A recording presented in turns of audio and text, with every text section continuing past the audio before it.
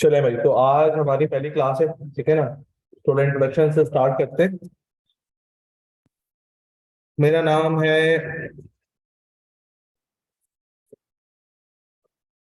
अरसलान सिद्दीकी। ठीक है ना। और मैं कोई ये फाइनलिस्ट हूँ मैं। इसके साथ साथ मैंने अपना ग्रेजुएशन 2016 में कंप्लीट किया था। ठीक है ना।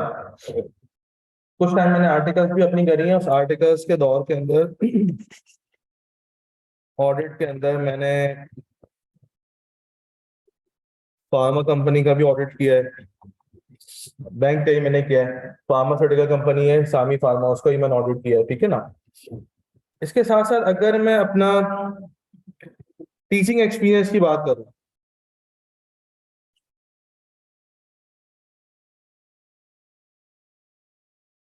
तो भाई पास कोई 7 to 8 years हो गए। मेरा ख्याल ये एक है पढ़ाते हुए मैथमेटिक्स और दूसरी चीजें बहुत सारे लेवल ऑफ स्टूडेंट्स को।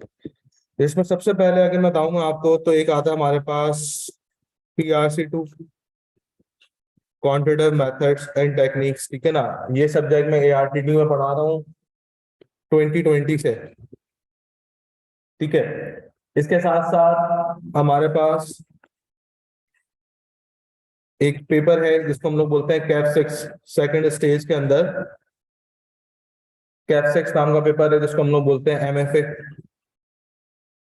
मैनेजरियल और फाइनेंशियल एनालिसिस। ठीक है ना। इसके अंदर स्टैट्स पोर्शन है, वो मैं पढ़ाता हूँ। इसके साथ साथ मुझे बताओ हमारे क्लास में कितने ऐसे बच्चे हैं जो कि A लेवल बैकग्राउंड के हैं?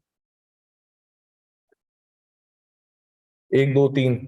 ठीक है, तो A लेवल्स के अंदर मैंने S1 पढ़ाया है, S2 पढ़ाया है और मैंने P1 पढ़ाया है। ठीक है ना। इसके साथ साथ अगर मैं बात करूं O लेवल्स की, तो O लेवल्स के अंदर मैंने आपके पास जो है वो मैथमेटिक्स एंड एड मैथ्स पढ़ा है। ठीक है ना भाई। इसके साथ साथ एक चीज होती है जिसको हम लोग बोलते हैं CSS। नाम तो सुना है ना आप लोगों ने? क्या होता है CSS? सेंट्रल सुपीरियर सर्विस होता है। और कौन कंडक्ट करता है ये? FPSC कैलकुलेट कंडक्ट करता है, फेडरल पब्लिक सर्विस कमीशन। ठीक है ना। 17 ग्रेड की पोस्ट के लिए। सो CSS के अंदर मैंने दो चीजें पढ़ाई हैं। एक है जर्नल एबिलिटी, जो कंपलसरी सब्जेक्ट है, और एक है स्टैटिस्टिक्स जो कि ऑप्शनल सब्जेक्ट के अंदर आता है। सही ना। इसके साथ साथ एक चीज होती है उसको हम लोग बोलते हैं बीकॉम। ठीक है। सो बीकॉम करे हुए कितने लोग हैं? कोई है क्लास में ऐसा? कोई नहीं है। ओके। सो बीकॉम के अंदर मैंने बहुत सारी चीजें पढ़ाई हैं। उसके अंदर मैंने अकाउंट्स पढ़ाया है, उसके अंदर मैंने स्टैट एंड मैथ्स पढ़ाया है, उसके अंदर मैंने बिजनेस लॉ पढ़ाया है, उसके अंदर मैंने कंपनी लॉ पढ़ाया है, उसके अंदर मैंने ऑडिटिंग एंड इनकम टैक्स पढ़ाया है, उसके अंदर मैंने एडवांस अकाउंट्स पढ़ाया है, उसके अंदर मैंने कॉस्ट अकाउंटिंग पढ़ाई है। ठीक है ना। फिर इसके बाद आखिरी चीज के ऊपर लिख लेते हैं इंटरमीडिएट। तो मुझे बताओ इंटरमीडिएट में कितने बच्चे हैं इंटरमीडिएट बैकग्राउंड से? सारे इंटरमीडिएट बैकग्राउंड से। ठीक है। इंटर कॉमर्स के कितने बच्चे हैं? और इंजीनियरिंग के? बाकी मेडिकल के कौन है? सिर्फ एक दो तीन। बाकी और तो कोई नहीं है ना। सही है। सो इंटरमीडिएट के अंदर इंटर इंजीनियरिंग में मैंने मैथ्स पढ़ाया है, दोनों फर्स्ट ईयर सेकेंड ईयर। और इंटर कॉमर्स में मैंने अकाउंटिंग और मैथ्स एंड स्टैट्स पढ़ा। ठीक है ना। तो ये तो है भाई छोटा सा इंट्रोडक्शन कि मैंने अब तक क्या क्या पढ़ाया है और मैंने क्या क्या अचीव किया है। इसके बाद सीए जो कि हमारी सीए की पहली क्लास है आज। तो मुझे एक बात बताएं कि सीए में जो स्टेजेस हैं वो कितने लेवल है सीए के? ठीक है, जो पहला लेवल है हमारे पास सीए का, उसके अंदर उसका नाम है क्या? पीआरसी। ठीक है, पीआरसी के अंदर हमारे पास 5 पेपर्स होते हैं। तो सेकंड स्टेज है हमारे पास, उसको हम लोग बोलते हैं Kaif, certificate accounting and finance. ठीक है, कैफ के अंदर हमारे पास कितने पेपर्स हैं? 8 पेपर्स हैं, 2 ग्रुप्स के मिला के, ग्रुप ए और ग्रुप बी के मिला के। ठीक है ना? तो तीसरी स्टेज को हम लोग बोलते हैं सीफेप, सीए फाइनेंस। और सीए फाइनेंस के अंदर हमारे पास कितने पेपर्स हैं? 6 पेपर्स होते हैं सीए फाइनल के अंदर। ठीक है, एंड पे देन हमारे पास चौथे लेवल के ऊपर क्या आता है? एमएसए। और एमएसए के अंदर हमारे पास कितने पेपर्स हैं? 2 पेपर्स होते हैं। ठीक है, हमने स्टार्ट करना है अपने पास पीआरसी से। टोटल जो सीए कंप्लीट करने का टाइम है वो कितना होता है भाई? 5.5 साल होता है। ठीक है, 5.5 साल के अंदर से आपने करना ये होगा कि स्टार्टिंग का जो 2 साल है, उस 2 साल के अंदर आपने 2 स्टेजेस को क्लियर करना है। ठीक है, फिर बचेगा 3.5 साल। बाकी 3.5 साल के साथ साथ आपने अपनी आर्टिकल्स भी करनी है ऑडिट फर्म के अंदर, और ये रिमेनिंग 2 स्टेजेस के पेपर भी आपने ड्यूरिंग आर्टिकल्स देने हैं। ठीक है ना? आर्टिकल्स का मतलब क्या होता है कि यहाँ जो आपने काम सीखा है कि अकाउंटिंग इस तरीके से होती है, कंपनी लॉ इस तरीके से होता है, टैक्सेशन में इस तरह से बातें होती हैं, ठीक है ना, ऑडिट में इस तरीके से काम होता है, ये काम अब प्रैक्टिकल लाइफ में कैसा होगा वो करना है मैंने जाकर, ताकि एक बुकिश नॉलेज भी आए और साथ साथ मेरे पास प्रैक्टिकल वर्ल्ड का एक्सपीरियंस भी आता रहे। ठीक है ना? इसके साथ साथ बहुत सारी बातें हैं कि भाई बंदा सीए क्वालिफाई करता है तो कितनी सैलरी उसको मिलती है, तुम लोगों को पता है ना भाई? कितनी सैलरी मिलती है जब बंदा सीए क्वालिफाई करता है तो? क्या बोल के आओ घर में है? ये घर में बोल के आए। और प्रवदीन क्या बोल के आई है घर में? क्वालिफाई होने के कितने पैसे मिलेंगे? एक एक मुझे साहब मिले एडमिन में एक दफा, तो एडमिशन कराने आए हुए थे ना अपने बेटे का या बेटी का, पता नहीं मुझे। तो ऐसी सीए की थोड़ी बहुत बातें निकली उनसे, तो मुझे कहने लगे स्टार्टिंग सैलरी कितनी लगती है सीए की? मैंने कहा सर मुझे तो नहीं पता, आप बताएं आप क्या सोचते हैं। कहने लगे मिनिमम 9 लाख 10 लाख रुपए लगती है। अब मैं सोच रहा हूँ, मैंने कहा यार ऐसी कौन सी जगह यार इन 9 लाख रुपए 10 लाख रुपए सैलरी मिलती है? मैंने बोला सर नहीं ऐसा नहीं है, 9 लाख रुपए 10 लाख रुपए नहीं मिलती है। हाँ होगी सैलरी 5 6 साल सर्विस करने के बाद, पोस्ट क्वालिफिकेशन एक्सपीरियंस के बाद बिल्कुल होगी, लेकिन स्टार्टिंग सैलरी के बंदा यहाँ क्वालिफाई और छूटते ही 10 लाख रुपए सैलरी मिले? मैंने कहा सर ऐसा निकलना कि नहीं आपको नहीं पता है, मिलती है वाकई। मैंने कहा चलो ठीक है आप सही कह रहे हो। तो भाई ऐसा बिल्कुल नहीं है। ठीक है, 1 लाख 1.5 लाख के बीच में तुम्हें सैलरी मिलना शुरू करोगे। और जो तुम लोगों ने सोचा हुआ है कि तुम्हें सिविक मिल जाएगी 11th जनरेशन, ठीक है ना, या कोई प्राडो वगैरह मिल जाएगी, लैंड क्रूजर का तो नहीं सोचा ना तुम लोगों ने अभी तक कि डायरेक्ट कंपनी में जाऊंगा V8? ठीक है, मर्सिडीज का दूसरा रास्ता है, वो मैं आपको बाद में बताऊंगा। उसके लिए थोड़ी सी एक्स्ट्रा एफर्ट करनी पड़ेगी, आपने मर्सिडीज भी आएगी, वो चीज करनी है वो बाद में बताऊंगा। उसके लिए एक मेहनत करनी पड़ेगी आपको। तो भाई आपको स्टार्टिंग में कोई मैदान वगैरह मिल जाएगी, लेकिन सिर्फ वो एक स्टार्टिंग होती है। ठीक है ना? जिस पेस में बढ़ना शुरू करेगा उसके बाद बंदा, वो एक पेस जो है वो एक बहुत अच्छा पेस होता है। ये तो सारी बातें तब की है जब बंदा सीए क्वालिफाई करेगा, ये तो सारी बात की दुनिया है ना। अभी जो हमने यहाँ पर ये टाइम पीरियड गुजारना है और ये 4 स्टेजेस मैंने क्लियर करनी है, ये कैसे क्लियर होगी? मतलब एक सवाल है मेरे पास कि सीए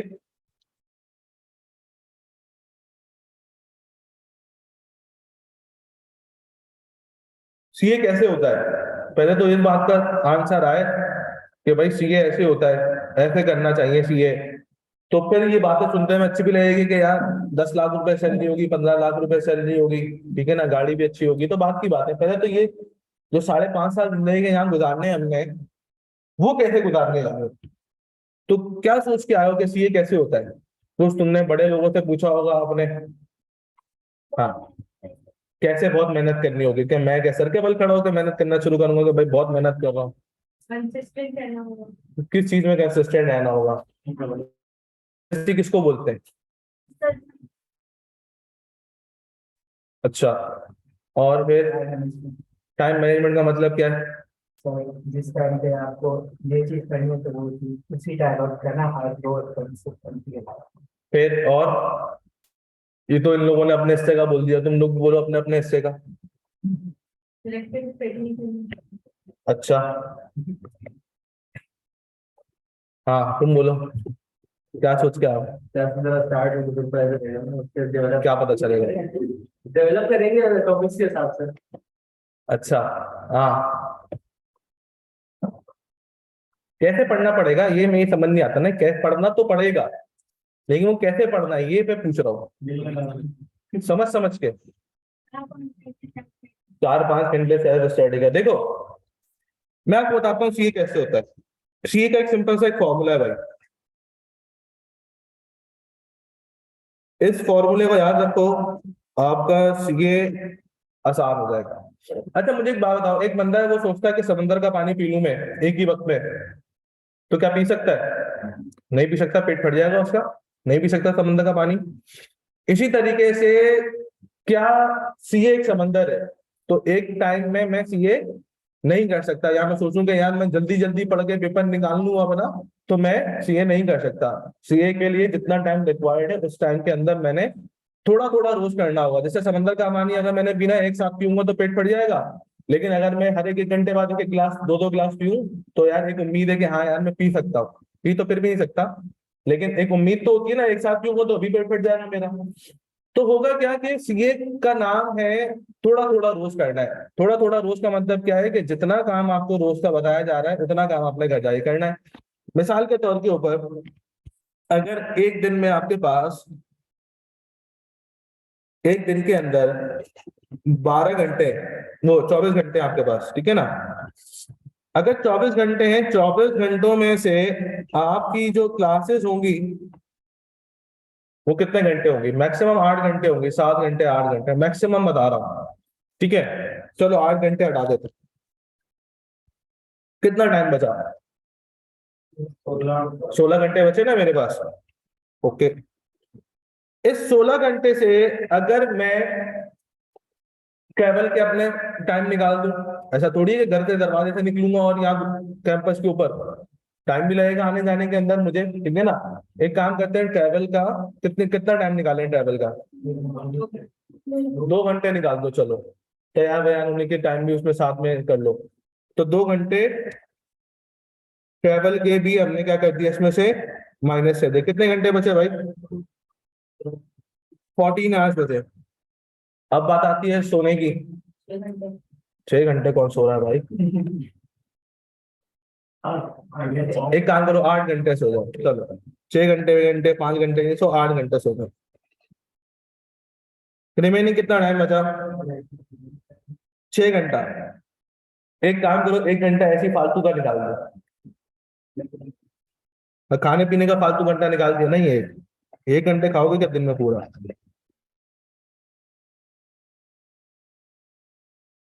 तो बचे मेरे पास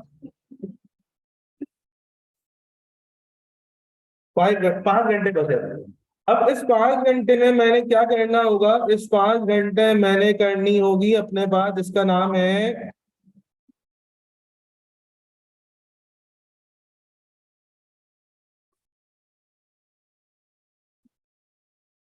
उसका नाम है क्या?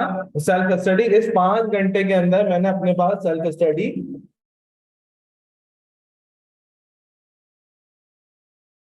जो टीचर पढ़ा रहा है उसके आगे खुद से पढ़ के आऊंगा क्या? जो पढ़ाया है आज वही जाके मैं रिवाइज कर लूंगा, जो होमवर्क मुझे मिल रहा है वही जाके मैं आज कर लूंगा, उसका नाम है सेल्फ स्टडी।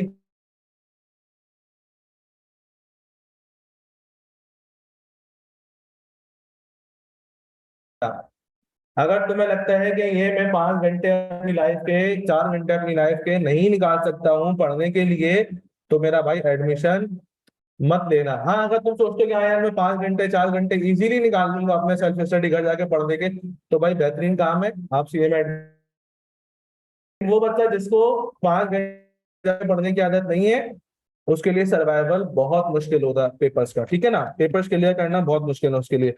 अब मुझे एक बात बताओ, टोटल का जो स्टडी टाइम है आपका, वो कितने घंटे हो गया? 8 घंटे क्लासेस नहीं, 5 घंटे आपने सेल्फ स्टडी का, टोटल कितना टाइम हो गया? 13 घंटे हो गया। और जो दूसरा टाइम बचा फजूल का, आने जाने का, खाने पीने का, वो कितना टाइम हो गया? 11 घंटे होगा मेरा भाई। तो इसका मतलब क्या है कि मैं हाफ हाफ डिस्ट्रीब्यूट करता हुआ चल रहा हूँ, 11 घंटे 13 घंटे। मैं अपने फ्यूचर बनाने के लिए 13 घंटे लगा रहा हूँ, और फ्यूचर ना बनाने के लिए मैं 11 घंटे लगा रहा हूँ, ठीक है ना। अच्छा, अगर मैं बोलता कि भाई एक काम करो, 24 घंटे में से 20 घंटे पढ़ो, तो भाई इम्पॉसिबल सी बात है, 24 घंटे मतलब 20 घंटे नहीं पढ़ सकता। चलो 15 घंटे पढ़ लो, 17 घंटे पढ़ लो, नहीं पढ़ सकता, लेकिन भाई आधे घंटे तो पढ़ सकता है ना, आधा टाइम तो पढ़ सकता है। आधा टाइम का मतलब क्या है? 13 घंटे तो पढ़ सकते हो ना, 13 घंटे नहीं, चलो 12 घंटे पढ़ लो मिनिमम, पढ़ तो सकते हो ना। इतना पढ़ोगे तुम्हारे पेपर आराम से पेश में निकलते रहेंगे, ठीक है। अच्छा, एक चीज और होती है, जो बच्चा फेल होता है वो उसका रीजन क्या होता है? मैं हर दफा पहली क्लास में यही बताता हूँ, रीजन ऑफ फेलियर, कि बच्चा अगर एक पेपर देता है और वो पेपर देके वो फेल होता है, तो वो फेल किन वजह से होता है? क्या वो रीजन होते हैं जिनकी वजह से वो फेल होता है? क्या वजह होगी बताओ? सही से क्या नहीं पढ़ता? मतलब अगर मैं 2+2 सिखाऊंगा तो वो 2+2 4 ही करेगा, है। हाँ, सबसे पहली चीज है जो अभी पहले लड़की ने ये बोला था, सेलेक्टिव स्टडी। सेलेक्टिव स्टडी की हमें बचपन से आदत पड़ी हुई है, इस आदत को हमें छोड़ना पड़ेगा। जब हम स्कूल में थे तो 5 चैप्टर टीचर करवाती थी, हर चैप्टर के अंदर 4 4 सवाल होते थे, 2 2 3 3 लाइन के, उसमें भी टीचर इंपॉर्टेंट लगा देती मेरा भाई कि ये 15 सवाल मार्क कर लेना, पेपर में आ जाएंगे। और उसमें चॉइस भी आती थी, है ना। ऐसे ही था ना कि 10 सवाल आएंगे, 7 सवाल करके बच्चा शॉर्ट करके आ गया, ले मेरा भाई 80%, 85%, खुश हो रहे माँ बाप भी। बहुत बड़ा तीन मारा बच्चे ने हमारे, कोई तीन नहीं मारा। फिर जब हम 9 मैट्रिक में आए तो भी हमारी ये आदत बरकरार रही, क्योंकि 8 तक तो आदत यही थी इंपॉर्टेंट वाली। 9 मैट्रिक में आके क्या किया? 5 ईयर 10 ईयर उठा ली, ये सवाल हर साल आ,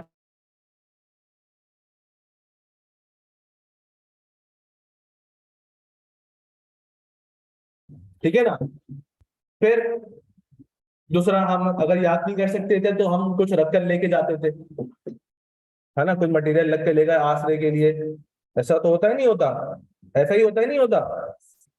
तो फिर ऐसे क्यों देख रहे हो कि जैसे कि मैं अलग सी बातें कर रहा हूँ? एक्सपीरियंस है ना तुम लोगों उन बातों का भाई। हाँ, मुझे भी है। तो फिर क्या होता था कि जब हम 9 मैट्रिक के से बाहर निकलते थे, फर्स्ट या सेकंड ईयर में आते थे, तो फिर एक साल शायद प्रमोट भी हो गए हो तुम लोग। सोने पे सुहागा वाली बात हो गई है। तो पढ़ने की आदत पहले नहीं थी, एक साल फिर प्रमोट हो गया, और एक साल में शायद 3 या 4 पेपर दिए होंगे तुम लोगों ने। ये जबरदस्त काम हो गया फिर तो फिर क्या हुआ कि पढ़ने की बिल्कुल ही आदत हमारी खत्म हो गई जब हमने ग्रो करना शुरू किया अपने आप को 9 मैट्रिक फर्स्ट या सेकंड ईयर के अंदर, तो पढ़ने की आदत बिल्कुल ही खत्म हो गई भाई। तो इसका मतलब ये हुआ कि अब हमें पढ़ना सीखना पड़ेगा कि पढ़ना कैसे है, ठीक है। तो सबसे पहली चीज है सेलेक्टिव स्टडी। सेलेक्टिव स्टडी का मतलब क्या होता है कि अगर एक बुक के अंदर 20 चैप्टर है और टीचर ये बोलता है कि यार ये 12 चैप्टर जो है वो मोस्ट इंपॉर्टेंट है,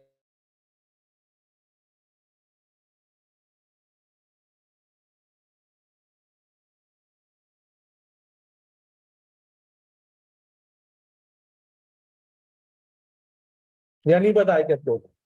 उसको पता है। और फिर उसने बच्चे को रट्टा तोता पास नहीं करना, एक एजुकेटेड पर्सन के तौर के ऊपर पास करना है, तो वो क्या करेगा? वो उन 8 चैप्टर में से भी सवाल देगा। और हमारा अक्सर ये होता है कि तुम अपने बात नोट कर लेना, एक्सपेरिमेंट करके जो चीज छोड़ के जाओगे ना पेपर में, उसका सवाल लाजमी तुम्हें नजर आएगा कि यार ये तो मैंने छोड़ा था, इसी का सवाल आ गया। तो एक एग्जामिनर ये बात जानता है कि बच्चा ये चीज छोड़ेगा, है ना। तो सबसे पहले क्या काम नहीं करना हमने? सेलेक्टिव स्टडी नहीं करनी। जब भी कैफ के पेपर्स होते हैं ना, तो कैफ के पेपर्स के बाद आई कैफ अपने एग्जामिनर कमेंट्स देता है कि बच्चे ने क्या क्या मिस्टेक्स करी हैं जिनकी वजह से बच्चा फेल हो रहा है, ठीक है, जिसका रिजल्ट खराब आ रहा है।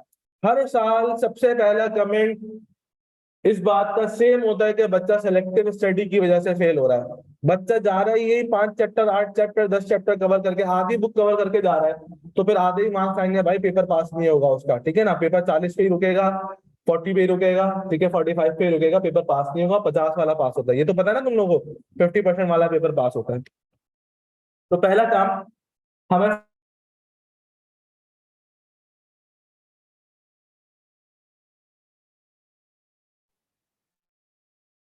हमें इनकंसिस्टेंट नहीं होना।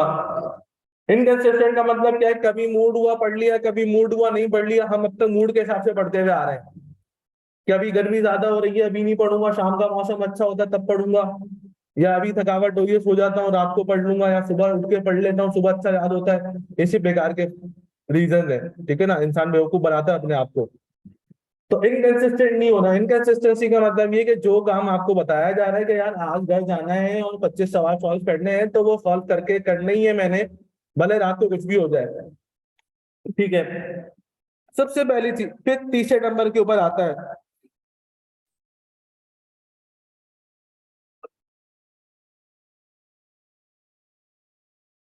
Lack of knowledge.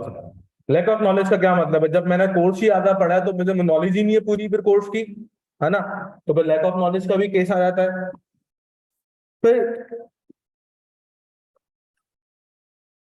चौथे पे आ रहा है lack of practice. Lack of practice का मतलब क्या है कि आपको फॉर्मूला सिचुएशन सारी चीजें पता है कि कौन सा फॉर्मूला कब अप्लाई होता है, किस कंडीशन में अप्लाई होता है, लेकिन प्रैक्टिस नहीं है। तो प्रैक्टिस क्या करती है कि अगर एक सवाल है वो 5 मिनट का है और मेरी प्रैक्टिस ज्यादा होगी तो मैं उसको 3 मिनट 3.5 मिनट में सॉल्व कर दूंगा, है ना। और अगर मेरी प्रैक्टिस नहीं होगी कॉन्सेप्चुअल क्लियर में, तो 5 मिनट का सवाल मैं 8 मिनट में सॉल्व करूंगा, कर तो लूंगा मैं, लेकिन चूंकि मेरी प्रैक्टिस नहीं है तो 5 मिनट का सवाल मैं 8 मिनट में सॉल्व करूंगा। तो अल्टीमेटली पता है क्या होगा कि 3 मिनट का तो वैसे ही शॉर्ट फॉल चल रहा है, हर सवाल का 3 3 मिनट में निकालो तो वैसे चला 60% पेपर मैं करके आ रहा हूँ, 40% पेपर ही नहीं कर रहा, तो पेपर ही पूरा अटेंड नहीं हो रहा इस चक्कर में, ठीक है ना। तो लैक ऑफ प्रैक्टिस हम लोगों ने नहीं करनी है। चौथी चीज है जिसको हम लोग बोलते हैं ड्राफ्टिंग। ये एक बड़ी बीमारी है ड्राफ्टिंग।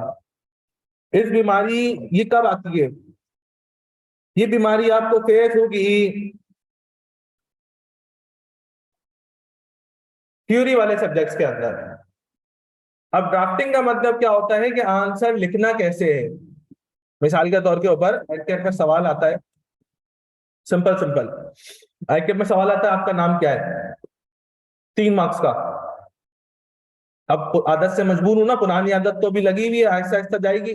अब 3 मार्क्स देखते के साथ ही मेरे टीचर का ध्यान में आया था कि यार वो 9 में टीचर ने मुझे बोला था कि 3 मार्क्स का सवाल हो तो बेटा कम से कम भी 4 लाइनें 5 लाइनें लिख के आना वरना मार्क्स नहीं मिलेंगे, है ना। ऐसा बोला था ना हमारे टीचर ने, मुझे भी बोला था, इसलिए मुझे पता था।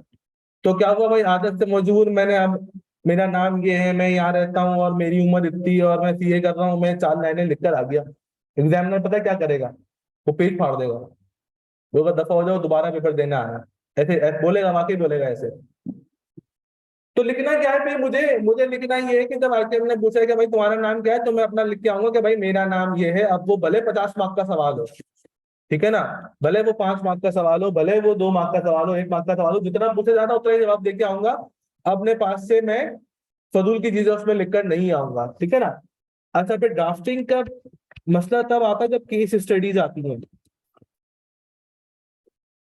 लॉ वगैरह में ज्यादातर मसला आता है। केस स्टडीज का मतलब क्या है, पूरा सिनेरियो दे दिया जाएगा आपको कि भाई इस बंदे ने इस बंदे के पैसे छीन लिए, पैसे मांगने गया तो उसने चाकू मार दिया उसके, अब बताओ क्या होगा, जेल में जाएगा नहीं जाएगा बंदा।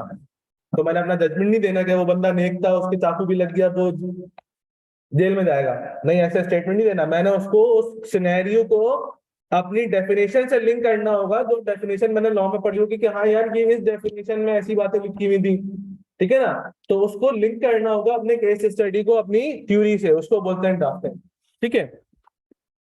तो ड्राफ्टिंग के ऊपर बहुत मेहनत करनी होगी। इसके साथ साथ एक और चीज जो आजकल ऑब्जर्व कर रहा हूं मैं, उनमें ये है कि बच्चा जो है ना वो इरेगुलर स्टूडेंट है।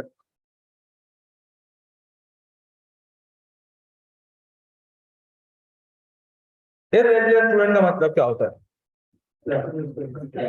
क्लासेस मिस करता है भाई। क्लासेस मिस करने का मतलब ये हुआ कि लेट से स्टार्टिंग आपका 4 महीने 5 महीने का पीरियड है पीआरसी का, सही है।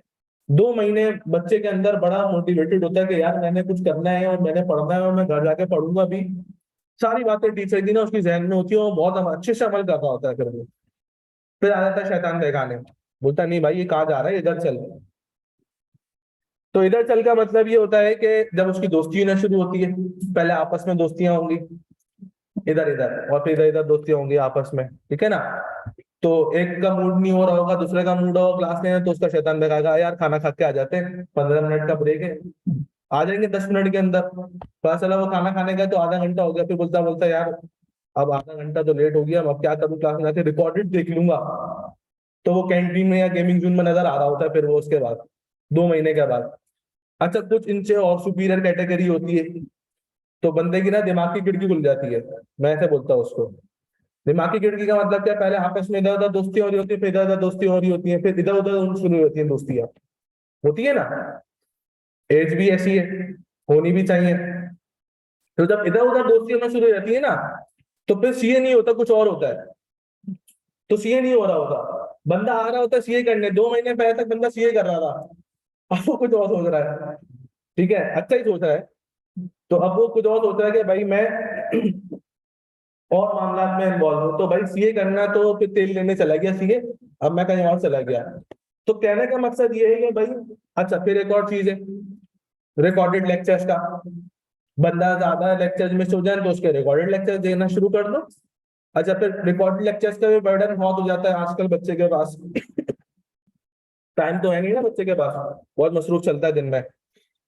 तो होता ये है कि जहां आपने रेगुलर क्लासेस लेनी थी वहां आप इरेगुलर स्टूडेंट हो गए, ठीक है। मसरूफियात भी आपने बढ़ा ली, हो सकता है पिक एंड ड्रॉप की सर्विस भी आपके नसीब में आ जाए। तो हुआ ये कि वो रेगुलर स्टूडेंट से इरेगुलर स्टूडेंट हो गया। और फिर भाई, हमें हंस क्यों रहे हो भाई, अच्छी बात पे आमीन बोला करो। तो फिर क्या हुआ कि वो लाइव क्लासेस से रिकॉर्डेड क्लासेस में स्विच कर दिया। अब बोला भाई सर तो आगे निकल गए, क्लास में टीचर तो आगे निकल गया, हम पीछे रह गए, तो हम क्या करें, रिकॉर्डेड लेक्चर्स के ऊपर आ जाते हैं। अब पता चला कि जो मैंने एक हफ्ते पहले पढ़ाया बच्चा वो एक हफ्ते बाद पढ़ रहा है या 10 दिन बाद पढ़ रहा है। तो अल्टीमेटली मुझसे 10 दिन पीछे चल रहा है, जहां उसको मेरे साथ साथ चलना था वहां वो मुझसे 10 दिन पीछे चल रहा है। अच्छा फिर मुझसे 10 दिन पीछे चल रहा है, बाकी के 5 सब्जेक्ट भी है, तो टोटल मिला के 50 दिन पीछे हो गया वो पीआरसी से। ऐसा हो गया नहीं होगा, एक सब्जेक्ट के 10 दिन लगाओ, 5 सब्जेक्ट के 50 दिन पीछे हो गया, 50 दिन का मतलब 1.5 महीने पीछे हो गया। तो अल्टीमेटली पता है क्या हो रहा होता है, आपके अटेम्प्ट के मार्क्स ही मार्च में आ रहे होंगे कि सर हम अगला पेपर, आपका पेपर जो है ना वो नेक्स्ट मंथ देंगे, तैयारी नहीं हो पा रही, रिकॉर्डेड लेक्चर्स बहुत हो गए, ठीक है। तो अल्टीमेटली होता क्या है कि जब मार्च की अटेम्प्ट आ रही होगी आपकी, तो मार्च में आप 2 पेपर या 3 पेपर दे रहे होगे। तो भाई 5 पेपर देने का प्लान था, वो प्लान तो गया ऑयल लेने, हम क्या कर रहे हैं, 2 पेपर 3 पेपर दे रहे हैं। तो अल्टीमेटली 5.5 साल का पीरियड मैंने वैसे ही एक्सटेंड करके 6 साल कर दिया। अभी पीआरसी में ही 6 साल हो गए, वो कैश में आते आते हो सकता है 7-8 साल हो जाए, फाइनल आते आते 10 साल, ठीक है ना। तो फिर वही होगा, लोगों को यही बोलोगे दूसरों की तरह के पेपर क्लियर नहीं हो रहे। तो मेरा भाई, इन सारी चीजों से हमने परहेज करना है, और ये सारी चीजें हमने नहीं करनी। एक काम ये करेंगे कि ये रीजन ऑफ फेलियर ना आप अपने जरा पहले पेज के ऊपर लिख लो। और एक अच्छा स्टूडेंट वो स्टूडेंट है जो इन सारी चीजों को रोज क्लास में आने से पहले पढ़ेगा और चेक करेगा कि यार मैं कहीं इस लिस्ट में फॉल तो नहीं कर रहा। अगर इस लिस्ट में फॉल कर रहा है तो उसको अपनी आदत सुधारनी पड़ेगी, ठीक है ना। तो ये रीजन ऑफ फेलियर आप अपने पास पहले पेज के ऊपर लिखिएगा, शाबाश। है करेक्ट डायरेक्शन तो वो बता देंगे ना क्लास में। सो फटाफट से रीजन ऑफ फेलियर अपने पास बेटा पहले पेज के ऊपर लिखो, अच्छी अच्छी हेडिंग डाल के, 2-3 पेन यूज करना। अच्छा एक हमारी पुरानी आदत भी है कि हम कट मार्कर भी यूज करेंगे और फिर वो हेडिंग के नीचे यूं भी डालेंगे, देखो ऐसे ऐसे करेंगे हेडिंग के नीचे, और ऐसे भी करेंगे देखो। तो ऐसे चीजें नहीं करनी, सिर्फ फालतू लिख लोगे तब भी चल जाएगा, ठीक है ना। तो ऐसी हरकतों से हमने परहेज करना पड़ेगा।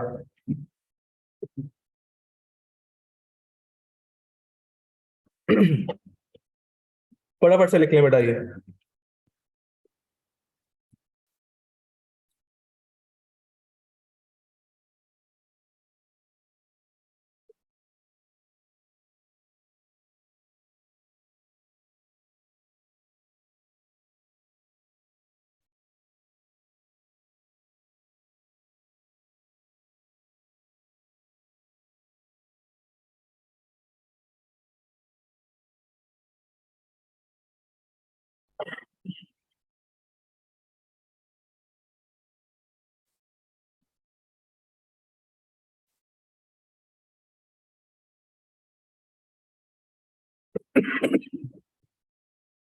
डन। अच्छा एक और चीज है अभी जहन में, होता ये है कि कामयाब बंदा वो होता है सिंसियर होता है। अपने अच्छा सिंसियर का मतलब क्या है, जिसको पढ़ा होगा, पता होगा ना यार मैंने आगे जाके पैसे कमाने हैं, मैंने आगे जाके नौकरी करनी है, या मेरे ऊपर रिस्पॉन्सिबिलिटीज है। सो वो बंदा अगर अपने साथ सिंसियर होगा तो वो बंदा कामयाब होगा। इसका मतलब क्या है कि जब आपस में आपकी दोस्ती होना शुरू होंगी आगे पीछे, तो कुछ प्रोमिस वगैरह भी हो जाएंगे। तो बंदा बोलेगा आप बोले मैं तो छत से कूदूंगा, 3 मंजिल की छत से, है ना। आप बोले मैं तो ये कर दूंगा, मैं वो कर दूंगा, होगा कुछ नहीं, सिर्फ बेकार की बातें हैं, ठीक है। तो कहने का मकसद ये है कि बंदा अपने साथ सिंसियर होगा, तो ये सारी बातें दूर रखकर वो अपने साथ जो है मेरा भाई क्या करेगा, पढ़ाई करेगा, ठीक है ना। अपने साथ सिंसियर होगा, कामयाब लाजमी होगा। अपने साथ सिंसियर नहीं होगा, सिर्फ बेकार की बातें और कुछ नहीं है। तो फिर सर अगर अपने सब्जेक्ट की तरफ आते हैं, क्वांटिटेटिव मेथड्स एंड टेक्निक्स पर आते हैं, तो क्वांटिटेटिव मेथड्स एंड टेक्निक्स का जो आईकेप का पासिंग रेशो है,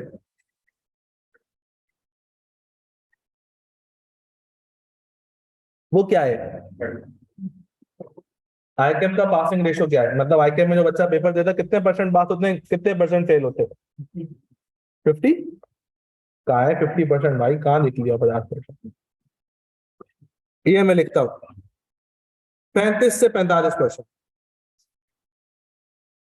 मतलब 35% का मतलब क्या है कि अगर 100 बच्चे पेपर देना तो सिर्फ 35 पास हो रहे हैं, 65 बच्चे पीछे फेल हो रहे हैं, है ना। तो कुछ ना कुछ तो गलतियां कर रहे होंगे भाई अपनी लाइफ के अंदर वो।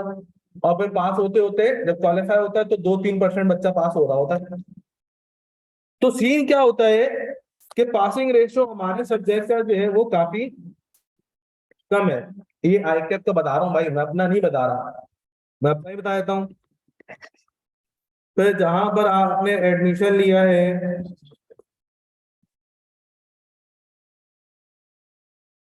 एआरटीडी बिजनेस स्कूल के अंदर, वहां पर पीआरसी या एएफसी के मिलाकर कोई 54+ मेरिट सर्टिफिकेट्स है,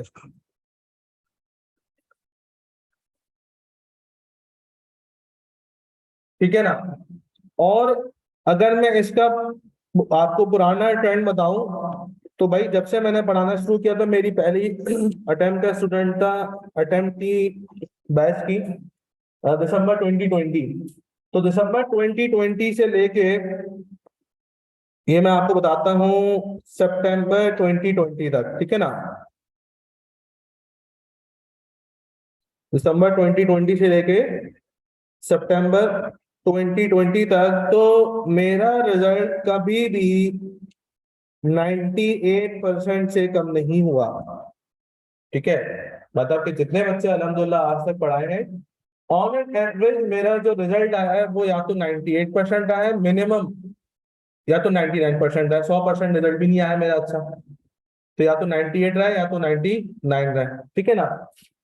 तो कहने का मकसद ये है कि पेपर पास तो आपका इंशाल्लाह आराम से हो जाएगा। लेकिन मैं एक बात पहले बोलूंगा, पहली क्लास है, आपके पेपर पास कराने की जिम्मेदारी मेरी है। क्यूएम का पेपर मैंने पास कराना है आपको, ठीक है ना, आपके ऊपर रिस्पॉन्सिबिलिटी नहीं है। मेरे ऊपर है, मेरी जिम्मेदारी पेपर पास कराना। सिर्फ एक कंडीशन है कि जो काम मैं आपको जिस दिन का दूंगा वो काम उस दिन आपने करना है, ठीक है। अगर मैंने एक एक मिसाल के तौर के ऊपर एक टॉपिक हम लोग करेंगे अपने पास फाइनेंशियल मैथमेटिक्स का।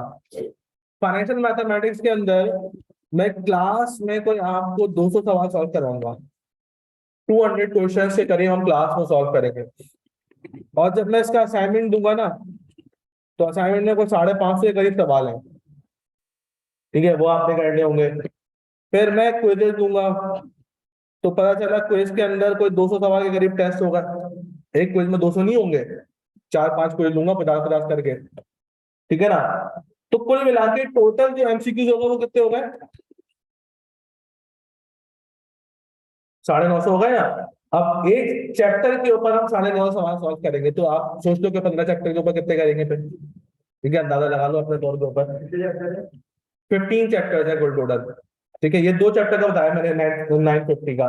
सो कहने का मकसद ये कि मेरा भाई, अगर आप मेरे साथ क्लास वर्किंग में साथ रहेंगे, मेरे साथ आप लोग असाइनमेंट सॉल्व करेंगे, मेरे साथ आप लोग क्विजेस देंगे और उतनी मेहनत करेंगे जितनी मेहनत इस सब्जेक्ट को पास करने में लगती है, तो आपका पेपर इंशाल्लाह ताला पास होगा, ठीक है। और अगर आप इसमें से 50% मेहनत करोगे, आप बोलोगे नहीं यार मैं 400 सॉल्व कर लूंगा, बस 400 बहुत है यार, इससे ज्यादा तो नहीं है, तो भाई हमें पता है ना, जब भी हमने 950 रखे हैं। आपको नहीं पता जब भी आपने 400 रखे हैं। तो अगर 400 रखोगे तो फिर पेपर वही होगा, यहाँ फॉल करेगा बंदा, यहाँ लिस्ट में, नीचे वाली लिस्ट में नहीं आएगा, पेपर पास नहीं होगा, फिर उसका ऊपर ही लटकता रहेगा, ठीक है। तो कहने का मकसद ये है कि अपने टीचर्स के साथ आपने को रहना है, हर टीचर आपको गाइड करेगा, हर टीचर आपको होमवर्क दिया करेगा, ठीक है। तो वो आपने उसको टाइम पे कवर करना होगा। अब थोड़ा सा आगे बढ़ते हैं। अब एक काम करते हैं कि मैं आपको क्वांटिटेटिव मेथड्स एंड टेक्निक्स कैसे पढ़ाऊंगा। अब ये बात आती है ना कि यार हम पढ़ेंगे कैसे। अब तक तो सारी बातें हो गई फजूल फजूल की। अब बात आती है कि हम इसको पढ़ेंगे कैसे। तो देखो, सबसे पहली चीज, अपने साथ साथ लिखते भी रहे इसको।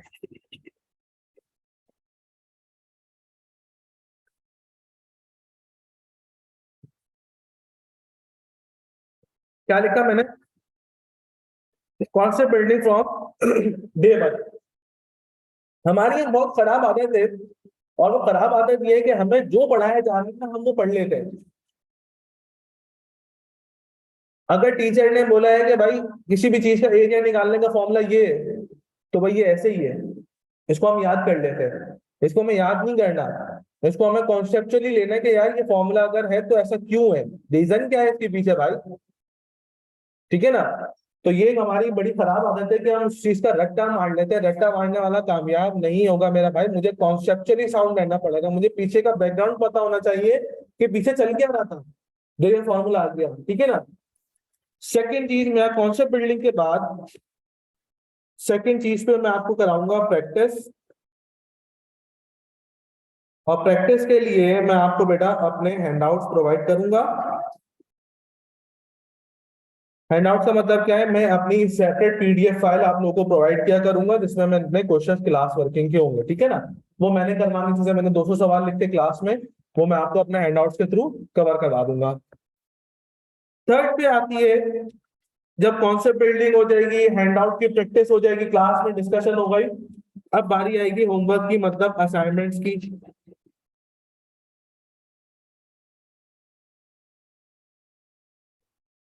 अब हमने असाइनमेंट सॉल्व करना पड़ेगा। मैं एक रीजनेबल टाइम आप लोगों को दूंगा, मैं ये नहीं बोलूंगा अगर 550 सवाल है तो रोज 100 सवाल करके लेके आओ, 5 दिन 5.5 दिन के अंदर कवर करके लेके आना, नहीं ऐसा भी नहीं बोलूंगा। मैं ऐसा भी नहीं बोलूंगा रोज 5 सवाल करो, मैं रोज बोलूंगा रोज 20 सवाल करके आए। तो 20 सवाल बच्चा इजीली कर लेगा, क्योंकि जो पढ़ने वाले बच्चे होते हैं वो 100 सवाल सॉल्व करते हैं रोज। ये आप में से ही बच्चे निकलेंगे जो बोलेंगे यार 2 दिन बाद 3 दिन बाद के हमने तो 250 सवाल सॉल्व कर लिए, 300 सवाल सॉल्व कर लिए, 4 दिन होगा 300 सवाल सॉल्व कर लिए हमने, ठीक है। तो उन बच्चों से हमने कंपटीशन करना है, ठीक है ना। ये आप ही के साथ बैठे हुए, आपको फिर से बोलेंगे भाई मैं तो नहीं कर रहा, पीछे बैक एंड पे कर रहे होते हैं। तो असाइनमेंट सॉल्व करने के बाद जो आप होंगे, है ना, 80% हो जाएंगे, 20% नहीं होंगे तो क्या करें, उनको छोड़ दें, उनको छोड़ें, इंपॉर्टेंट चीजें तो मुझसे नहीं हो रही, तो उस चीज में क्या करेंगे, हम असाइनमेंट का डिस्कशन करेंगे।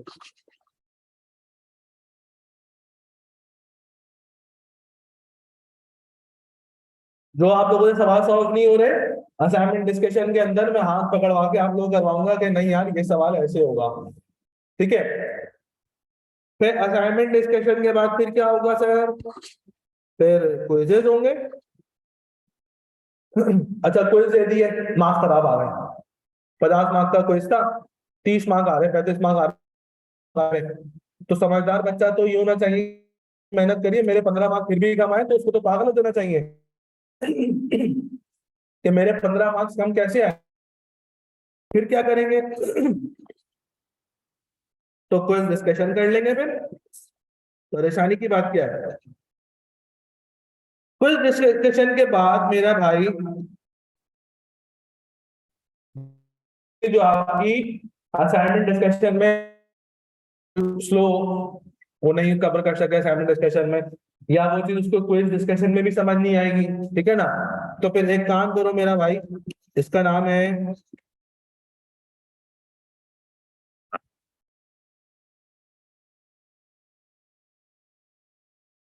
Separate discussion time. आप लोगों से चीज सॉल्व नहीं हो रही है, मैं आप मुझे बताएं कि सर मेरे साथ ये मसला आ रहा है, ताकि मैं आप लोगों को सेपरेट टाइम दूंगा, 15 मिनट, आधा घंटा, 1 घंटा, उसमें सब आप बैठोगे, मैं बैठूंगा, और उस चीज को हम लोग कवर करेंगे, ठीक है ना।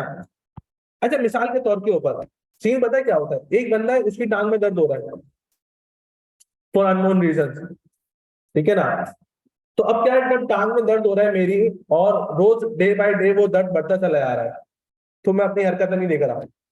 हरकतें देखने का मतलब क्या है, मैं डॉक्टर्स को नहीं दिखा रहा कि भाई मेरी टांग में दर्द हो रहा है चेक करें। तो क्या हुआ, जब एक दफा टांग में बहुत दर्द होगी, अब मैं डॉक्टर के पास जा रहा हूँ, डॉक्टर बोलता तो टांग काटनी पड़ेगी, आपको पहले आना चाहिए था, बोलता नहीं बोलता डॉक्टर कि आपको तो पहले आना चाहिए था। तो मैं कब पहुंचा, जब वक्त निकल चुका था।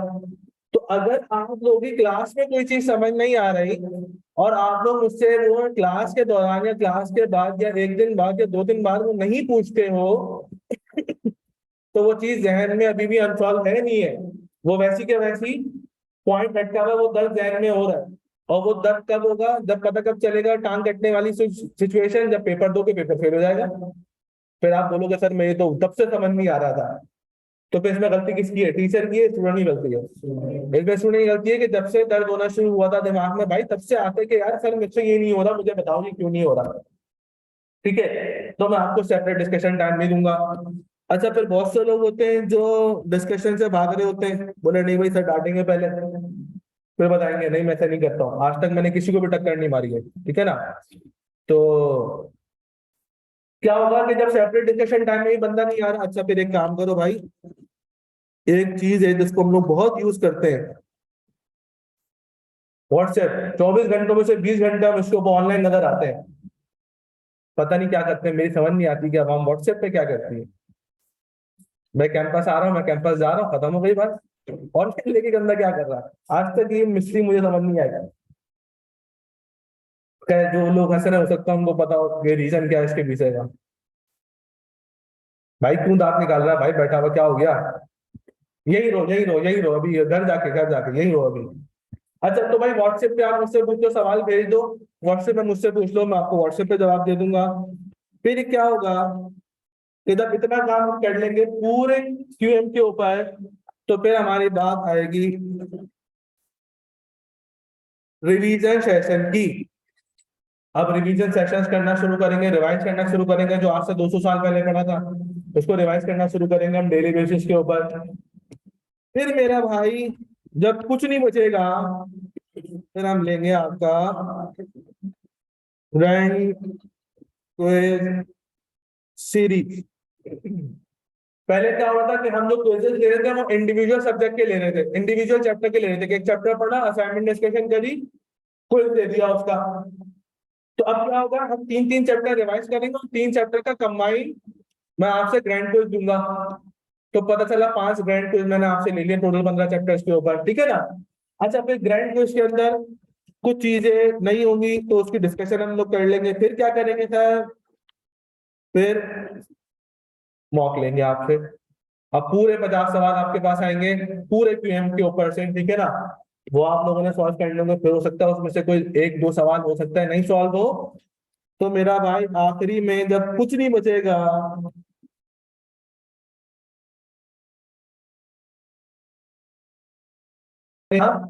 मॉक तो भाई जो सवाल सॉल्व नहीं होते मॉक के अंदर वो सॉल्व डिस्कस कर। तो होगा क्या भाई, ये जो सारी चौरंगियां हैं कोई 12 के करीब नहीं होंगी, और हमने अपने पेपर पास की सारी चीजें जरूरी है, ठीक है। एक चीज आपने एलिमिनेट करी, बंदा फारेग है, पेपर में रुक जाएगा, पेपर में बहुत मुश्किल होगी उसको। अक्सर पता है क्या होता है, देखो अगर मुझे ये कितना पानी का मतलब क्या हो कि मेरे किस लेवल के ऊपर मैं चल रहा हूँ, मैं अपनी असेसमेंट करूँ कि हाँ यार जिस चीज के लिए मैं तैयारी कर रहा हूँ वो चीज की तैयारी उस लेवल तक हो भी रही है या नहीं हो रही, वो मुझे कहाँ पता चलेगा, असाइनमेंट सॉल्व करते हैं पता चलेगा, नहीं मुझे क्विज के टाइम पता चलेगा जब मैं क्विज दूंगा और क्विज में मेरे खराब मार्क्स आएंगे तब मुझे पता चलेगा यार मैंने तो ऊपर इतनी मेहनत करी मेरे पास फिर भी कम आ रहा है। इसका मतलब क्या है, मेरी मेहनत में या तो फर्क है या तो मुझे मेहनत ज्यादा करनी पड़ेगी। बात समझ में आ रही है। तो क्विज देने की आदत डालो, जब क्विज होता है तो आधी क्लास तो वैसी गायब होती है, आधी क्लास दे रही होती है, ठीक है ना। तो मेरा भाई क्विज देने की आदत आप लोगों ने डालनी होगी, तो ये सारी चीजें हम लोग किया करेंगे, तो इंशाल्लाह ताला आपका पेपर यहाँ एंड में पास हो जाएगा, ठीक है ना। इसमें किसी को कोई मसला है तो मुझे बताओ, वरना फिर हम आगे बढ़ते हैं। मेरिट सर्टिफिकेट पहले एएफसी में होते थे, अब पीआरसी में नहीं हुए, पीआरसी में आईकैट ने नहीं रखे।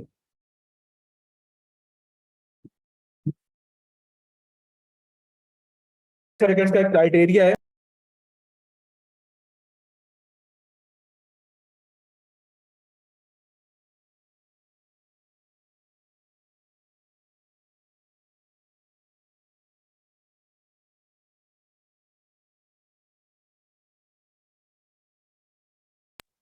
अच्छा एक और चीज है,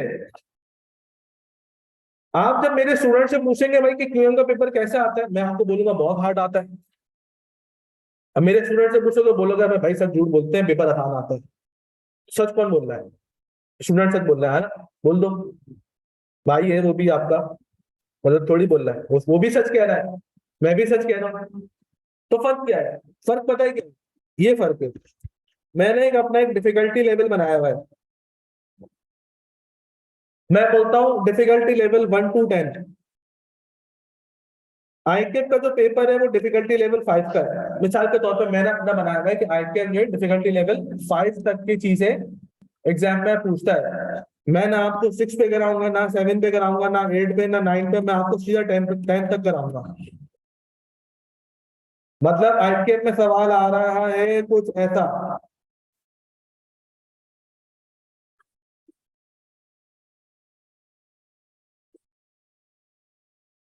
ये मैंने आपको क्लास में कराया, और आईकेएम में सवाल आ रहा है ऐसा।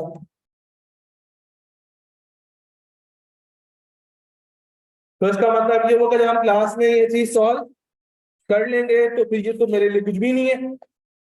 तो जब मैं ये कुछ भी करके आऊंगा तो पुराने बच्चों की तरह मैं यही बोलूंगा अबे भाई पेपर में तो कुछ भी नहीं आता, है ना, पेपर तो अच्छा है हलवा है। वो इसलिए आसान है पेपर के अंदर क्योंकि मेरा भाई क्लास में हमने ये चीज कवर कर ली है, अब तो उसका आता भी नहीं आया पेपर के अंदर। तो इसीलिए वो जो बच्चे हैं पुराने वो यही बोलेंगे आपको कि भाई पेपर क्यूएम का आसान आता है, लेकिन उसका रीजन पीछे पता है क्या है, ये डिफिकल्टी लेवल है कि मैं आपको एक एक्सटेंसिव प्रैक्टिस कराऊंगा, ऐसे सवाल भी करवाऊंगा जिनके सवाल में आप जब आईकेट का पेपर देने बैठोगे तो आपको इंतहा से ज्यादा हलवा लगेगा, ठीक है ना। तो इसलिए ये चीज भी एक बहुत जरूरी है। अब चलते हैं अपने सब्जेक्ट की तरफ, ये तो बात हो गई कि पढ़ाते कैसे, हम देखते हैं कि सब्जेक्ट में क्या क्या चीजें हमारे पास, ठीक है ना। तो मेरा भाई quantitative methods and techniques 100 marks का पेपर है, ये कॉपी करेंगे आप लोग साथ। 100 मार्क का पेपर है, और 100 मार्क के अंदर क्यूएमटी के अंदर बेटा 15 चैप्टर्स है। अगर पूरे पीआरसी के अंदर सब्जेक्ट वाइज चैप्टर वाइज देखा जाए तो क्यूएमटी सबसे बड़ा है। अगर मैं चैप्टर वाइज देखूं तो पूरे 5 पेपर्स में से क्यूएमटी का कोर्स सबसे बड़ा है, क्योंकि 15 चैप्टर किसी और में नहीं है। तो क्यूएमटी के 2 पार्ट्स हैं, एक जिसको हमने नाम दिया है मैथ्स पोर्शन का, एक मैथ्स पोर्शन है, एक स्टैट्स पोर्शन है।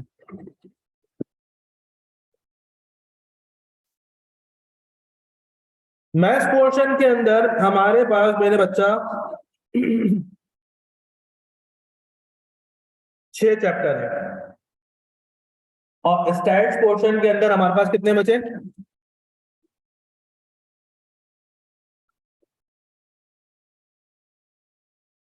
9 चैप्टर है। ठीक है, पहले क्या था, इक्वली था।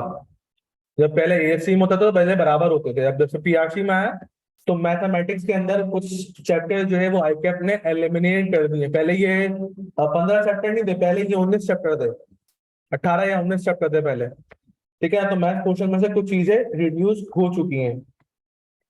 सो अगर मैं परसेंटेज देखूं कि मैथ्स पोर्शन जो है वो 6/15 मल्टीप्लाई बाय 100 करता हूं तो ये कोई अराउंड 40% आता है।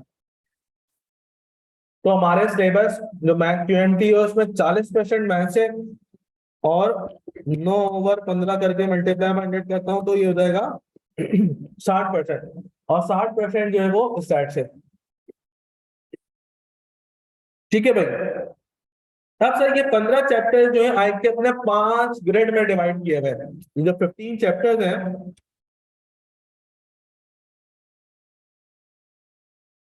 ये आई कैप ने इसको 5 ग्रेड्स में बाइफरकेट किया हुआ है। पहली ग्रेड जिसको आई कैप ने नाम दिया है बेसिक मैथमेटिक्स,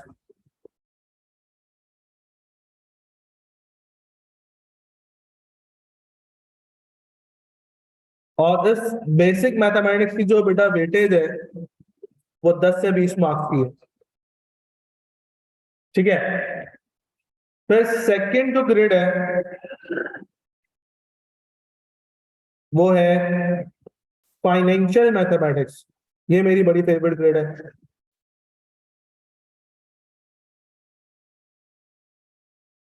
फाइनेंशियल मैथमेटिक्स की जो वेटेज है वो 15 से 25 मार्क्स की है। 25 मार्क्स बोले तो 1/4 हमारे पेपर का, समझ रहे हो। और फाइनेंशियल मैथमेटिक्स के अंदर सिर्फ 2 चैप्टर है।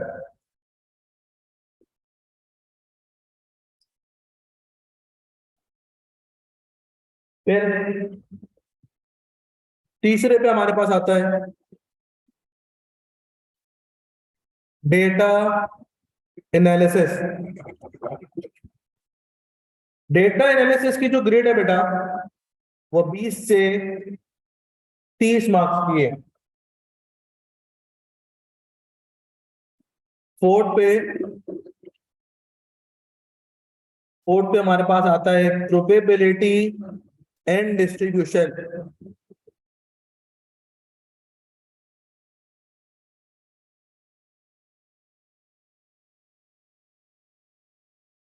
एंड फिफ्थ पे मेरा भाई हमारे पास आता है सैम्पलिंग एंड डिसीजन मेकिंग।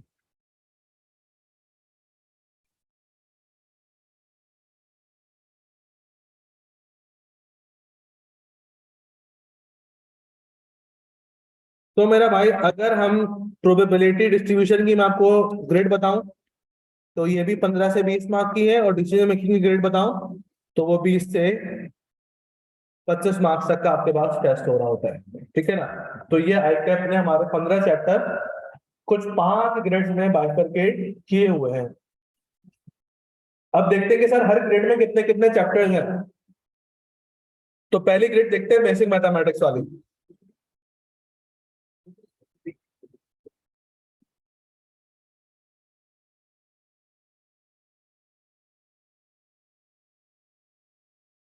तो बेटा पहली जो ग्रेड है मैथमेटिक्स बेसिक मैथमेटिक्स वाली, उसमें हमारे पास 4 चैप्टर फॉलो कर रहे हैं। Chapter 1, chapter 2, chapter number 3 and chapter number 4। चार चैप्टर्स हैं जो कि बेसिक मैथमेटिक्स की ग्रेड में हैं। पहले चैप्टर का हमारे पास नाम है mathematical equation and coordinate system.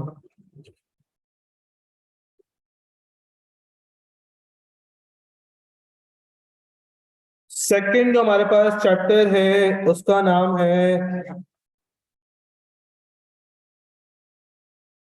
Quadratic equations. Chapter 3 जो हमारे पास है उसका नाम है मैथमेटिकल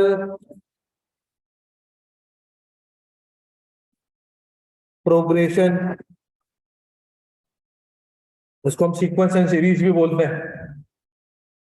फिर जो चौथा चैप्टर है उसका नाम है लीनियर प्रोग्रामिंग।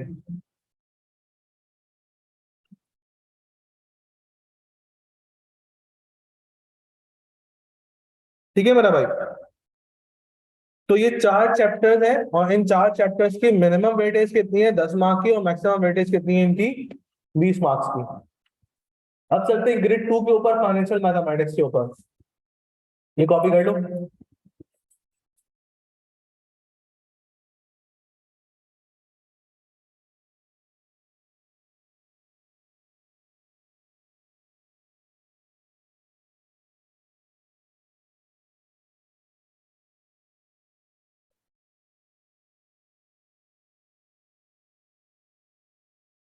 डन, कॉपी कर लिया भाई।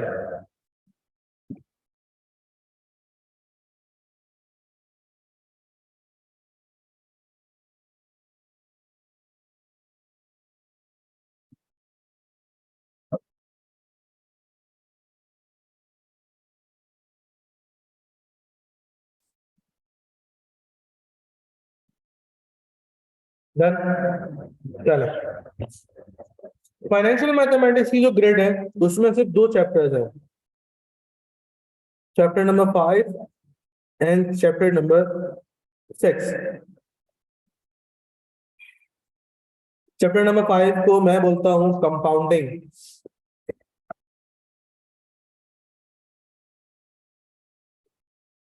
और चैप्टर नंबर 6 को मैं बोलता हूं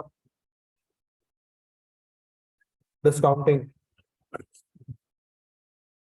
फाइनेंशियल मैथमेटिक्स बेटा एक ऐसी चीज है जो आपको सीए के हर कैलकुलेशन वाले पेपर में कहीं ना कहीं लाजमी नजर आ रही होगी। ठीक है ना, इसीलिए बहुत इंपॉर्टेंट चीज है। फाइनेंशियल मैथमेटिक्स की चीजें आपके पास कॉस्टिंग के अंदर आ रही होंगी, ठीक है, कैफ 3 के अंदर आ रही होंगी, आपके पास एफए 2 के अंदर फाइनेंशियल मैथमेटिक्स की चीजें आ रही होंगी, आपके पास सीए फाइनेंस के अंदर सब्जेक्ट्स है उसमें फाइनेंशियल मैथमेटिक्स आ रही होगी। इनफैक्ट एमएसए 1 तक फाइनेंशियल मैथमेटिक्स की चीजें वहां पर आ रही होंगी। ठीक है ना, तो एक ग्रेड एक ऐसी चीज जो आईटीआर आपको सीए के स्टार्ट में बढ़ा रहा है और कहां तक लेके जा रहा है, सीए फाइनल तक, बिल्कुल एंड तक। तो बाकी उसमें कुछ ना कुछ तो होगा, ऐसी बेकार की चीज थोड़ी होगी। ठीक है ना, तो इसीलिए हम इस पूरी ग्रिड के ऊपर फाइनेंशियल मैथमेटिक्स के ऊपर कुछ 950,000 सवाल सॉल्व करेंगे। अच्छा भाई, फिर इसके बाद थोड़ा सा आगे बढ़ते हैं तो हमारी तीसरी ग्रिड है जिसको हमने नाम दिया था डेटा एनालिसिस का।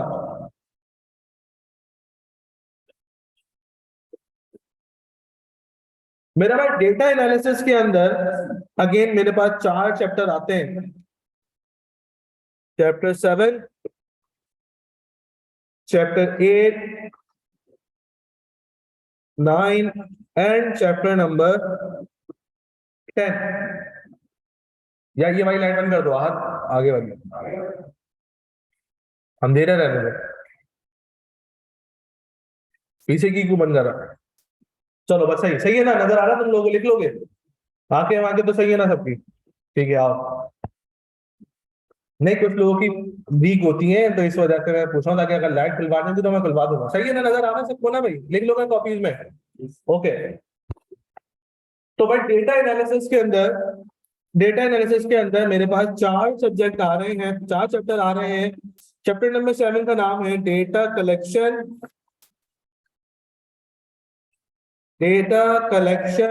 And representation. चैप्टर नंबर 8 का नाम है statistical measures of data.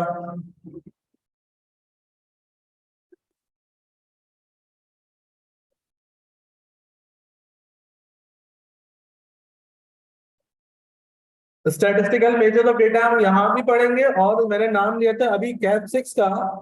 So cap 6 के अंदर भी स्टैटिस्टिकल मेजर्स ऑफ डेटा हमारे पास है, तो ये वहां भी पढ़ेंगे इंशाल्लाह। ठीक है ना। चैप्टर नंबर 9 हमारे पास है, जिसका हमने नाम दिया है इंडाइसिस का, जैसे हम लोग इंडेक्स नंबर भी बोलते हैं। और चैप्टर नंबर 10 है, जिसको हमने नाम दिया है रिग्रेशन एंड कोरिलेशन का।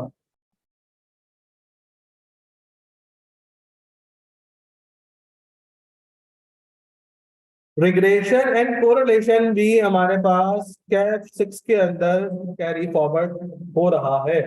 तो इस ग्रेड से 2 चैप्टर ऐसे हैं जो कि कैप 6 तक जाएंगे। ठीक है ना। कैप 6 में भी हमें पढ़ना पड़ेगा वहां पर। ठीक है। तो ये तो हो गया ग्रेड 3। अब देखते हैं ग्रेड 4। ग्रेड 4 का नाम क्या था भाई? Probability and distribution. Probability and distribution के अंदर मेरा भाई सिर्फ 2 चैप्टर्स हैं। एक जिसका नाम है चैप्टर नंबर 11, उसका उसका नाम है प्रोबेबिलिटी कॉन्सेप्ट्स।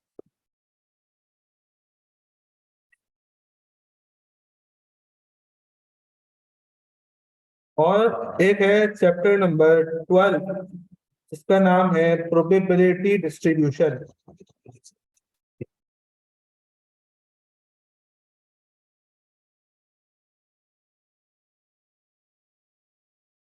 प्रोबेबिलिटी डिस्ट्रीब्यूशन के अंदर एक डिस्ट्रीब्यूशन है जिसका नाम है normal distribution.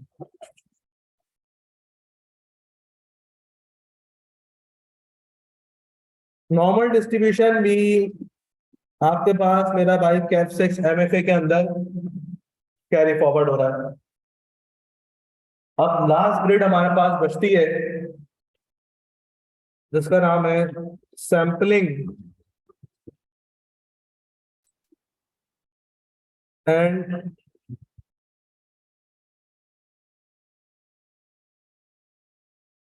Sampling and decision making. तो इसमें आ रहे हैं हमारे पास बेटा 3 चैप्टर्स। चैप्टर 13, चैप्टर 14 एंड मेरा भाई चैप्टर 15। चैप्टर नंबर 13 का नाम है सैंपलिंग एंड डिस्ट्रीब्यूशन, और इसको मैं प्लस डाल के अपने पास से ऐड करके लिखता हूं sampling and distribution plus estimation. Chapter number 14 का नाम है मेरे पास बेटा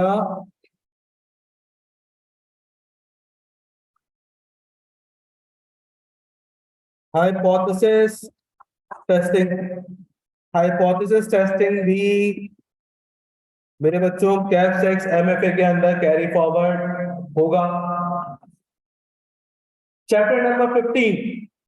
चैप्टर नंबर 15 का नाम है बेटा, ये क्या लिखा है मैंने? हाँ, ये चाय नहीं है ये, क्योंकि एक गायब है इसका।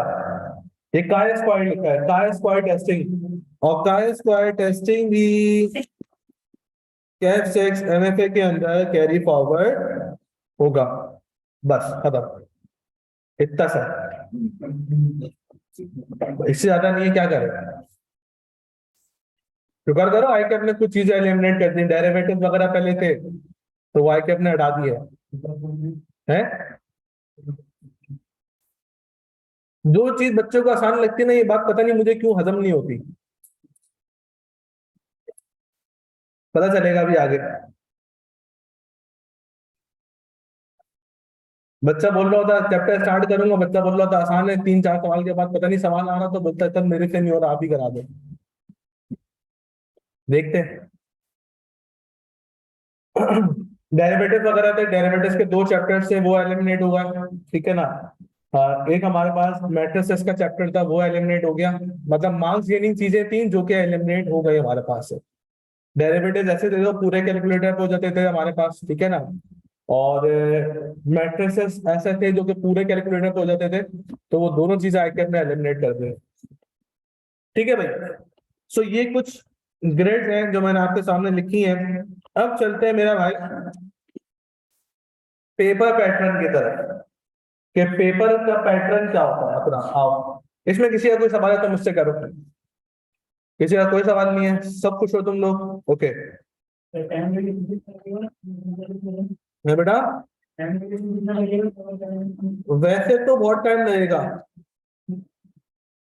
लेकिन कोशिश ये करेंगे कि आपकी पेपर की अटेम्प्ट से मैं कोई 20 दिन पहले कोर्स कंप्लीट करा दूं। सही है, लेकिन रोना नहीं। बच्चे की आदत है रोने की। तो अभी मैं क्यों बोल रहा हूँ ऐसा, थोड़े तुम्हें 1-2 हफ्ते बाद पता चलेगा। यार रोने धोने की आदत बहुत होती है हमारी आवाम को, अभी देखेंगे आगे। सो पेपर पैटर्न के अंदर जैसा कि मैं आपको बताया बेटा, 100 मार्क्स का पेपर है, और 100 मार्क्स के अंदर 50 एमसीक्यू टेस्ट होंगे, बस सिर्फ 50 एमसीक्यू का मतलब क्या है, हर एमसीक्यू कितने मार्क्स का हो गया, 2 मार्क्स का है हर एमसीक्यू क्या। और जो टोटल ड्यूरेशन है मेरे पास वो 2 घंटे है।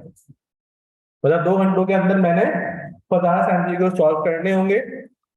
25 एमसीक्यू सही करूंगा, मतलब पासिंग मार्क्स चूंकि 50% वाला है, तो 50 मार्क्स लेके आएगा बच्चा, पास हो जाएगा। 25 एमसीक्यू सही करने होंगे बस।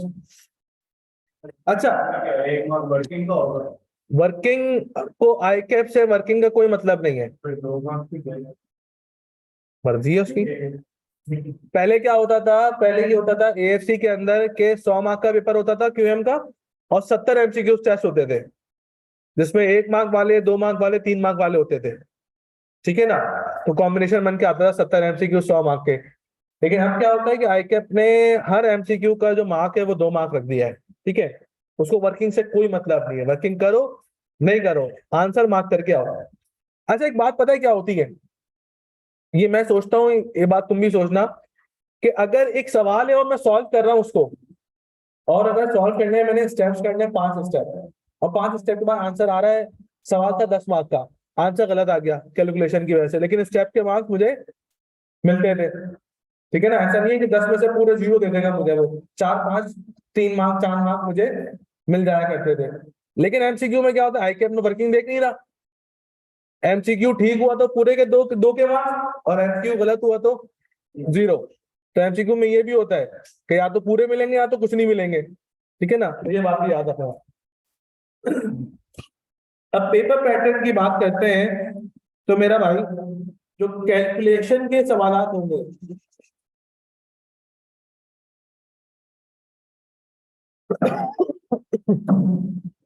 कैलकुलेशन के अंदर मैथमेटिक्स पूरे 40% आएगा, ठीक है। 40% का मतलब कितने एमसीक्यू जाएंगे, 20 एमसीक्यूज आपके पास मैथमेटिक्स से आएंगे। फिर स्टैट्स कितने परसेंट था, 60% स्टैट्स था। तो 60% स्टैट्स में से स्टैट्स का जो कैलकुलेशन का पार्ट है वो भी 40% है, मतलब 20 एमसीक्यूज अराउंड स्टैट्स के कैलकुलेशन के भी आएंगे। फिर बाकी कितने बचे, 10% बचे, है ना। तो वो थ्योरी आएगी स्टैट्स की। कितने एमसीक्यूज आए, 10 एमसीक्यूज होंगे जो कि थ्योरी से पर्टेन करते होंगे मेरे पास, ठीक है ना। मैथमेटिक्स में से थ्योरी नहीं आती है, स्टैट्स में से थ्योरी आती है। तो स्टैट्स में से कैलकुलेशन भी आएगी, स्टैट्स में से थ्योरी भी हमारे पास आएगी, और ये कुछ पेपर पैटर्न हमारे पास इस तरीके का होता है, ठीक है भाई। अच्छा, आप लोग को कैलकुलेटर एग्जाम में अलाउ है, तो कैलकुलेटर आप साइंटिफिक कैलकुलेटर ले सकते हैं।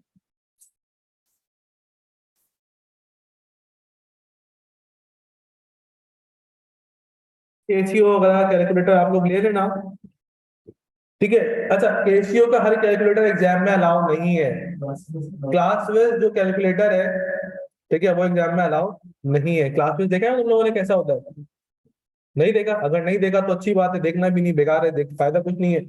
6,500-7,000 रुपए का मेरे ख्याल में है, कितने का है? ऐसी कुछ है, 6,000-6,500 या 7,000 रुपए का क्लास में इसका कैलकुलेटर है, और वो एग्जाम में अलाउ भी नहीं है मेरे पास, ठीक है ना। तो केसीओ का कैलकुलेटर आप लोग ले लेना, second edition. Second edition calculator ये कि पूरा ब्लैक कैलकुलेटर होगा, ठीक है, उसकी कीज वगैरह भी ब्लैक होंगे। क्लास में क्या होता है कि कैलकुलेटर तो ब्लैक होता है, लेकिन जो उसकी कीज होती है ना, वो क्रोम टाइप की होती है, सिल्वर टाइप की होती है कीज, ठीक है ना। उसके ऊपर लिखा हुआ भी होता है क्लास बेस केसीओ के साथ। सो आपने कैलकुलेटर लेना हुआ केसीओ का, मैं इसकी पिक्चर जो है वो ग्रुप पे भेज भी दूंगा, ठीक है। केसीओ का सेकंड एडिशन लेना, मैं ख्याल शायद 2,500 या 3,000 रुपए का ये कैलकुलेटर आपको मिलेगा। और जो कैलकुलेटर आप चेक करो, उस कैलकुलेटर के अंदर मोड की होगी। मोड की प्रेस करोगे तो उसमें 8 मोड होने चाहिए। बालों का बच्चा कैलकुलेटर परचेस करके लिए आता है, उसके ऊपर केसीयू भी लिखा हुआ होता है, मोड प्रेस करता है उसमें 3 मोड होते हैं, तो वो बेकार है। आपको 8 मोड वाला कैलकुलेटर परचेस करना होगा। तो मोड की प्रेस करना, वहां पर 8 मोड आ रहे होंगे, ठीक है। तो वो कैलकुलेटर आपने अपने पास लेना होगा, सही है भाई। तो इस चीज को अपने पास नोट डाउन कर लीजिए। किसी का कोई सवाल है तो मुझसे करें भाई।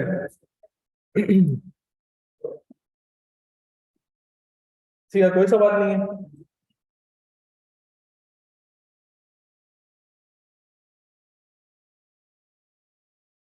चलो ओके। अच्छा, एक काम रह गया, मैं तुम लोगों के नाम नहीं पूछे, तो नाम पूछना शुरू करता हूँ मैं। अच्छा, एक बात याद रखना, नाम बता तो दो, अपना ही बताना।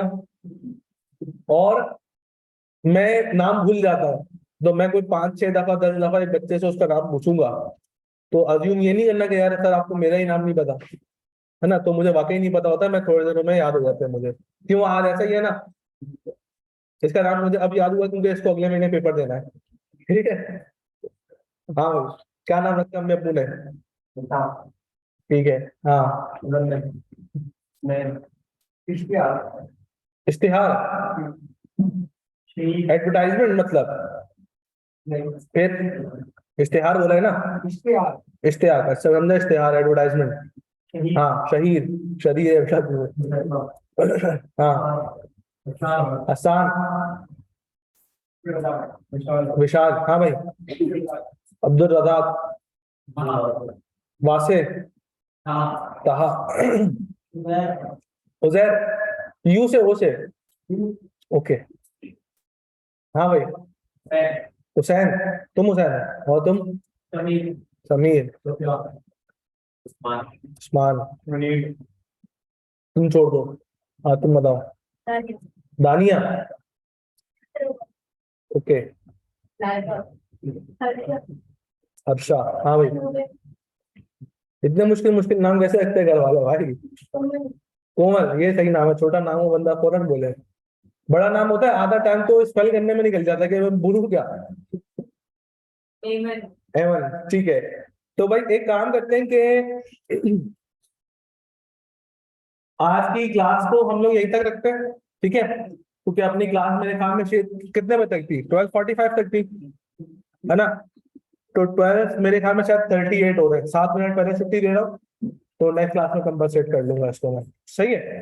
तो इंशाल्लाह आप लोगों से नेक्स्ट क्लास में मुलाकात करते हैं। इसके साथ साथ मैं आज व्हाट्सएप पे ग्रुप बना रहा हूँ अपना पर्सनल डिस्कशन का, नंबर नोट कर लो अपने पास, नंबर अपने पास नोट कर लो, मैं व्हाट्सएप पर डिस्कशन ग्रुप बना रहा हूँ।